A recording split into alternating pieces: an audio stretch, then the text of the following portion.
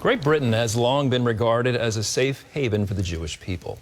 Since the October 7th attacks on Israel, however, anti-Semitic acts have skyrocketed. In fact, a recent poll shows that most British Jews have considered leaving the country. Dale Hurd brings us that story from London. This is the United Kingdom that British Jews experience today. Zionists, they are filthy animals. Like obedient sheep, you obey Israel. The whole condemning Hamas, I'm not going to condemn them, and Israel doesn't exist. Most British Jews now no longer believe they have a future here. Recent polling has also found that most Jews hide their Jewishness in public and do not feel welcome in the United Kingdom.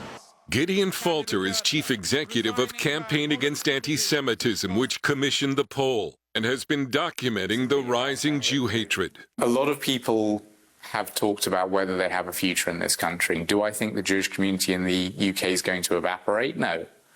But I do think there is a sizable conversation now happening within the community of people saying, okay, is this the place that we've got a future?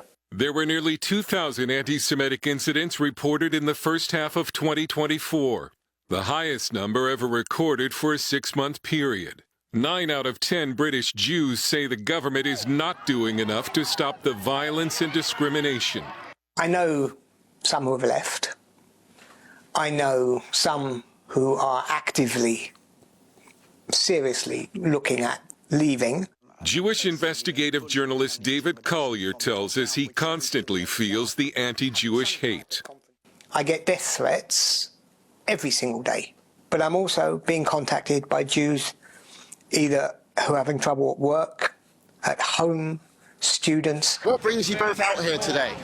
Well, just the amount of anti-Semitism we've had in Oxford for the past year has been really awful. We've had swastikas, we've had Jews being accused of weaponising anti-Semitism. We've been told we're not welcome at the university. Yeah, and it just... down the streets. It's been escalating, and this is the big message. It's about the escalation, you know, it's getting gradually worse.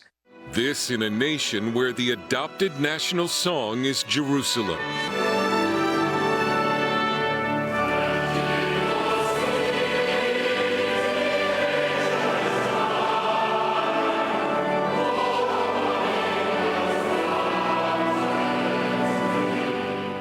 In the song Jerusalem, the British sing, "We will not cease till we have built Jerusalem in England's green and pleasant land."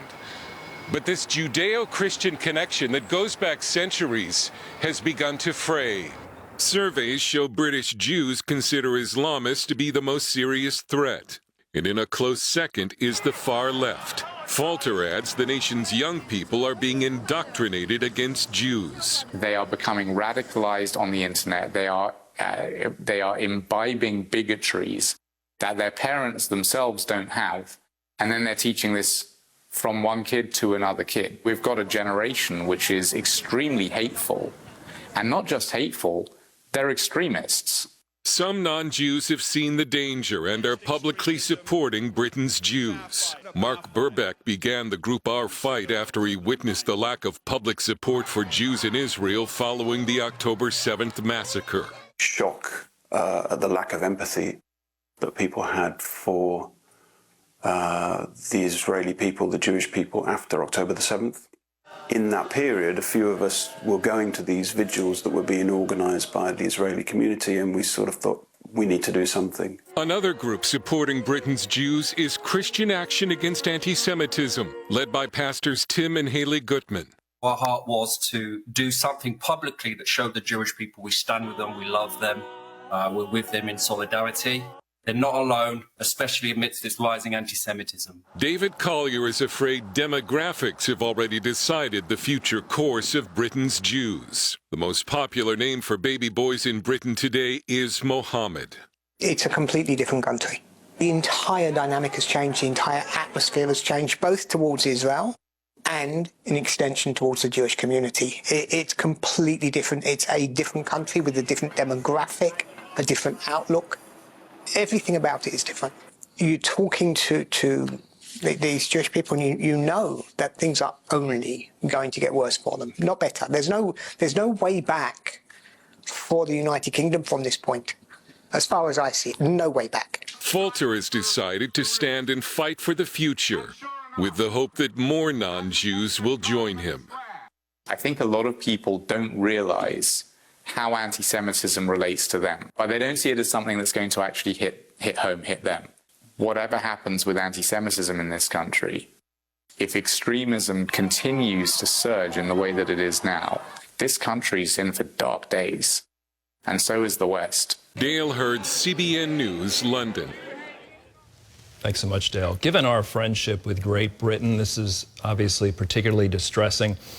Perhaps not real surprising, though, when you look globally, 72 hours or so after the October 7th attacks, empathy for Israel seemed to start to dissipate. The concerning thing is when you start to hear terms like escalation or escalate, that things are actually getting worse. And, the Jewish people have been hated by many for thousands of years, and it's very difficult to discount the spiritual war and the spiritual battle going on against Israel. So Scripture certainly tells us pray for the peace of Jerusalem, and we also need to be praying for Jewish people themselves for guard and protection and peace in this situation. In all the turmoil there is in the world today, there is a source of absolute truth that will guide you.